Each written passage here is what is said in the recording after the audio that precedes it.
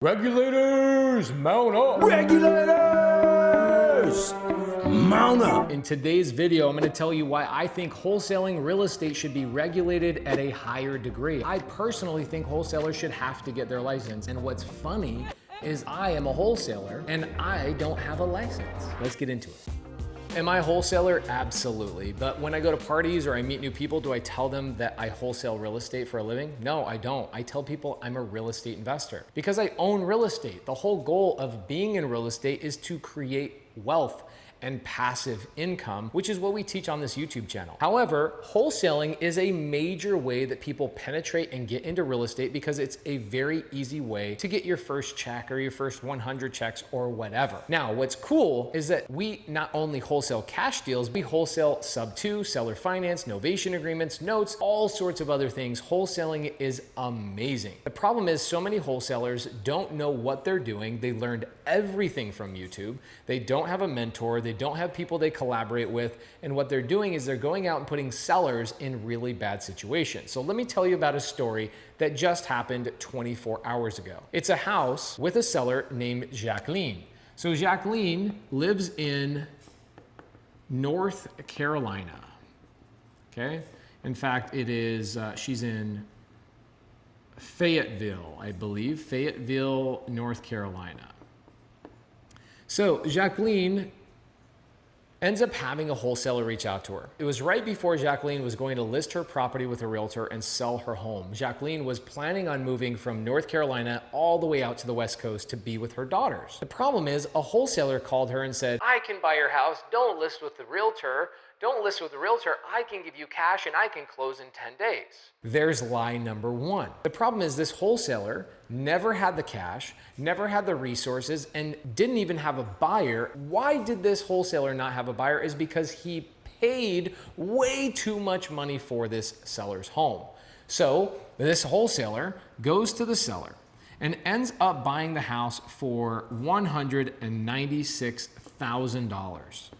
When the ARV on this home, or the after repair value, which is what you can typically sell on the open market at the highest rate, the ARV on this was about $200,000. So if the house is only at its most valuable price worth $200,000, there is no reason a wholesaler should be putting that under contract at $196,000. But unfortunately, that's exactly what he did. So the seller, Jacqueline, said, okay, I'm not going to list with a realtor, which would have been a good bet for her. I'm gonna go through you because you promised me a quick close, cash in my pocket, I don't have to worry about inspections, I'm good to go. So what did Jacqueline do? Jacqueline and this wholesaler, let's call him Fred, even though that's not his name, we will protect Fred. Fred and Jacqueline get into a contract.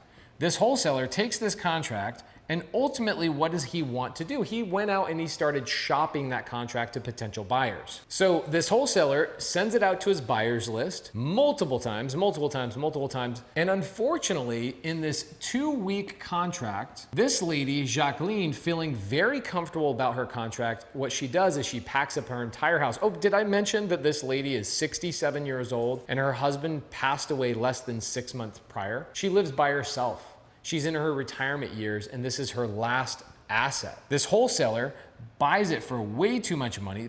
Guys, this is a real story. How do you know it's a real story? Because I'm going to potentially share the seller call with you.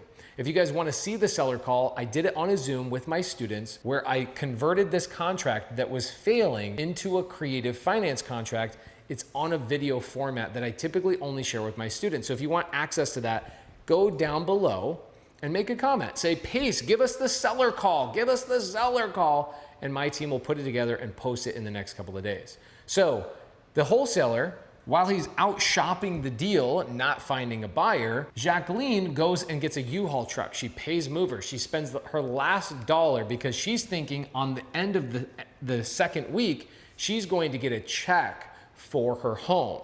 Now, all Jacqueline really wanted was about $15,000 in cash.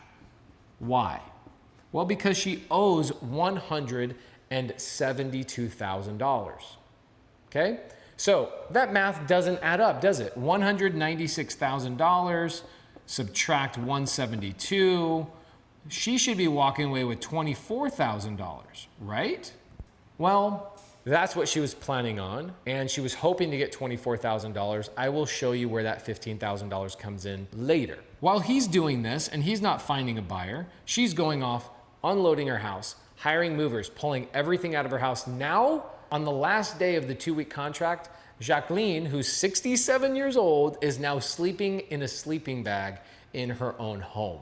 She can't get a hold of this wholesaler because now he's done what we called ghosting her, which means he's basically turned into a ghost, and he will not reply to her. How did we get involved in this transaction? How did my student Ted Miller and myself get involved in this transaction? It's because Fred knows that my student Ted Miller knows creative finance, and Fred, feeling bad about the situation that he put Jacqueline in, after call after call after call, text message, finally Jacqueline leaves a voicemail on Fred's answering machine and is crying and saying, I have no money, I don't know what I'm going to do, I don't have a credit card, you've put me in a horrible situation. Fred finally calls Ted Miller, my student. Every week, my mentorship does about 20 Zooms a week where we help our students solve their problems. So Ted comes into one of our Zooms a couple of days ago and he says, Pace, I don't know how to solve this problem for Jacqueline, but I think it would be a good subject to transaction. I said, yeah, text her.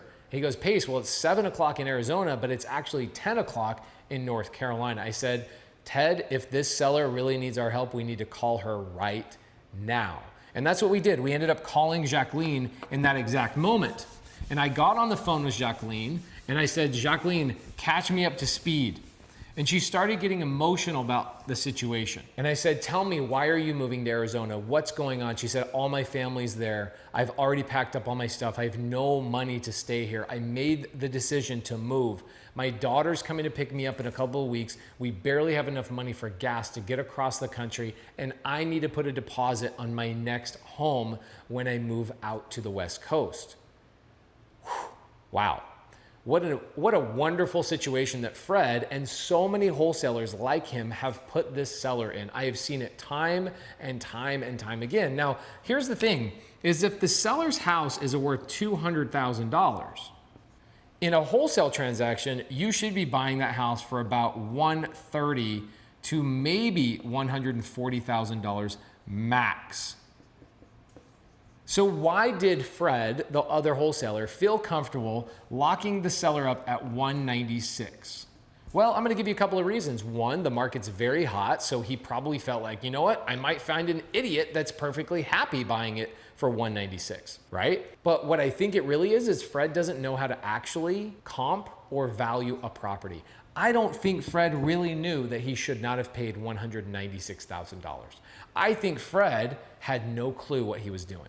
So if you guys want to learn how to comp properties, I always suggest go to Jamil Damji's channel on Sundays at 5 p.m. Jamil Damji, he's probably one of my biggest collaborators. He has a show live on YouTube called Straight Out of Compin', where he comps properties and he shows people exactly how to value houses so that your dumbass doesn't put your dumbass in this dumbass situation, okay?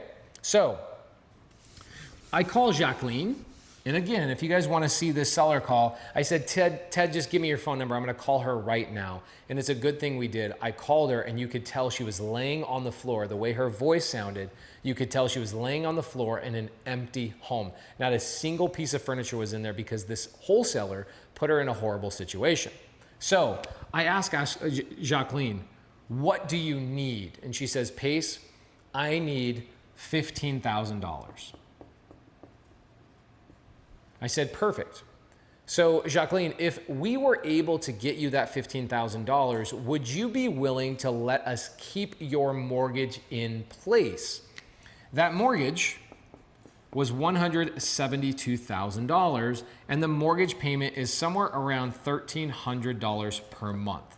What's beautiful about that is knowing that I don't have to qualify for this loan. I can just take it over, put it in my company's name, and immediately take this $1,300 payment and I can put this house on Airbnb and rent it out for about $6,000 per month.